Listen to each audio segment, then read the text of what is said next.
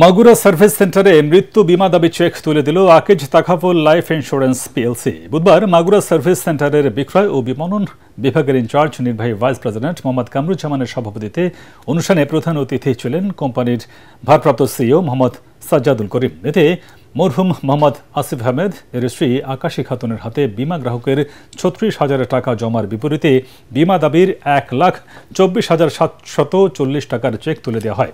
অনুষ্ঠানে প্রধান আলোচক ছিলেন উপব্যবস্থাপনা পরিচালক মোহাম্মদ আবু ইউসুফ। বিশেষ অতিথি ছিলেন ইসলামী ব্যাংক বাংলাদেশ পিএলসির মাগুরা শাখার ম্যানেজার SAVP মোহাম্মদ জামিনুর রহমান, আল আরাফা ইসলামী ব্যাংক মাগুরা শাখার ম্যানেজার AVP মোহাম্মদ আব্দুস সামাদ বিশ্বাস।